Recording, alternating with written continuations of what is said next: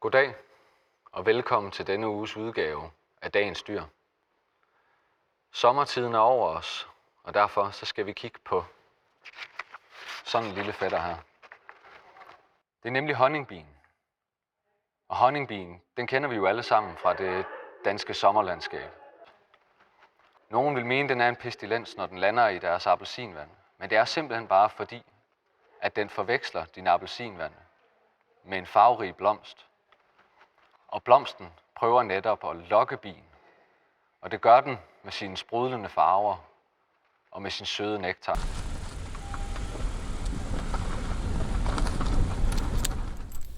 Jeg føler bare, at jeg burde sådan afrunde. Sige ordentligt farvel. Jamen Søren, nu må du tage dig sammen. Hun er din psykolog, ikke din ven.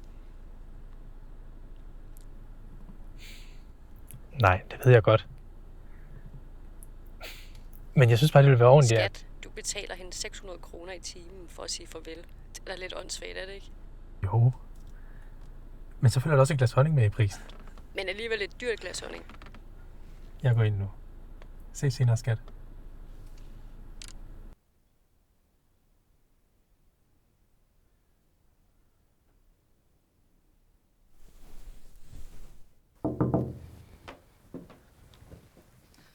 Hej Søren. Kom indenfor. Længe siden. 6 uger. Ja, det undskyld, at jeg måtte aflyse de sidste par gange.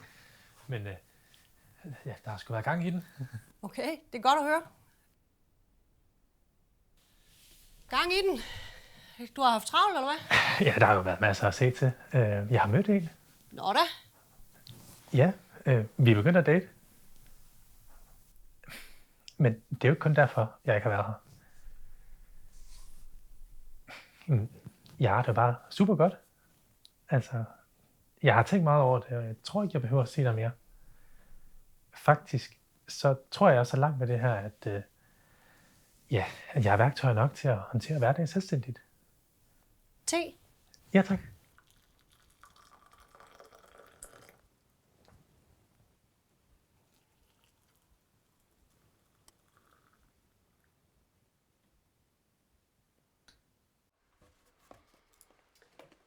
Så, Søren. Vil du ikke starte med at catch mig lidt op på, hvad der er sket, siden vi har set sidst? Du siger, at det er gået okay. Godt endda.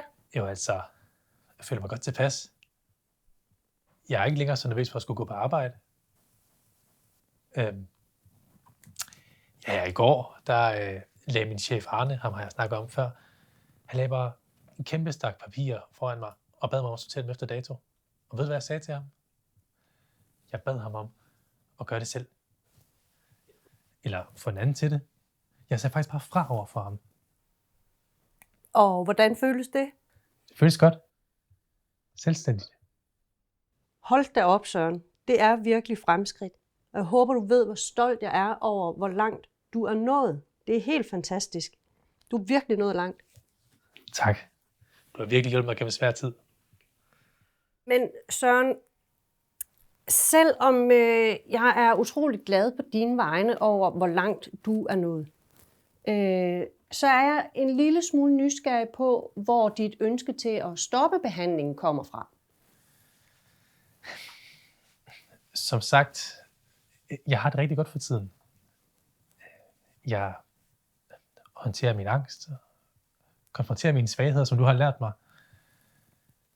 Jeg tror simpelthen, jeg er kureret. Men Søren, det er jo ikke første gang, du har haft det sådan. Det er jo ikke første gang, at du mener, du har været klar til at stå på egne ben, for derefter så at snuble igen. Der er jo ikke noget galt med at ville være selvstændig. Men jeg vil bare nødig se dig ende op på i samme situation som sidste år. Kan du huske, hvad der skete sidste år?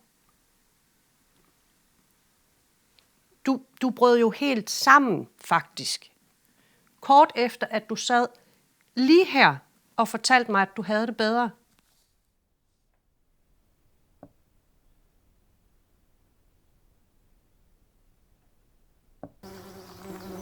Og for at vende tilbage til det, vi talte om før, om at tro på sig selv.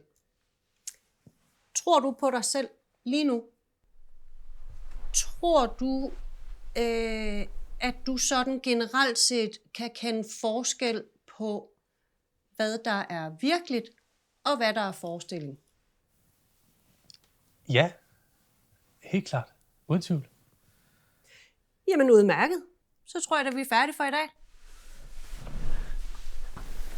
Og tak for alt, du har hjulpet mig med. Jeg kommer virkelig til at savne dig.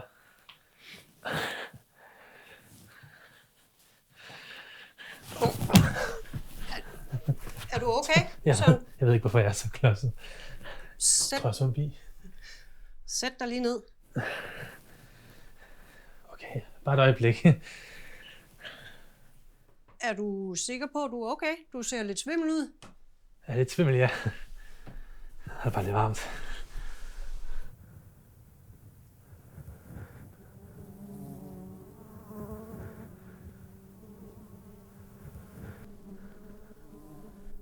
Er du okay? Jeg ved det ikke helt. Jeg har det lidt ondt lige nu. Fortæl mig, hvad du føler lige nu, Søren. Det var da utroligt. Hvad er det, der er utroligt, Søren? Det skulle da de der skide bier, altså. De larmer pisse meget. Hvad for nogle bier, Søren? Hvad sker der, Søren? De er overalt omkring mig. Det er helt svært med de små sataner. Hvad for nogle Bier! bier? Rolig. Træk vejret med mig.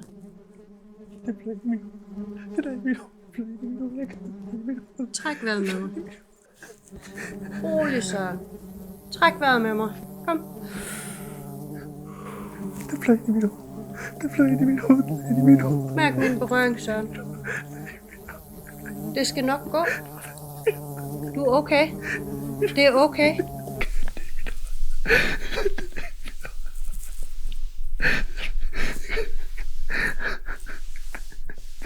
Men hvilken blomst bien får den nektar fra, er faktisk ikke helt uvæsentligt.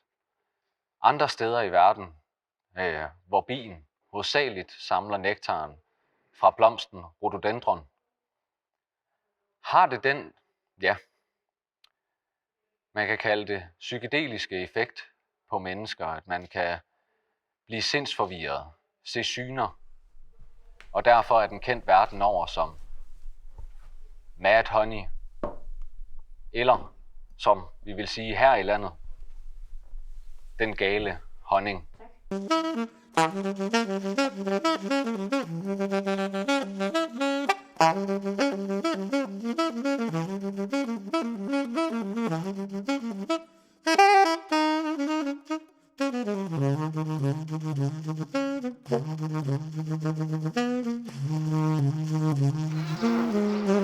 Thank you.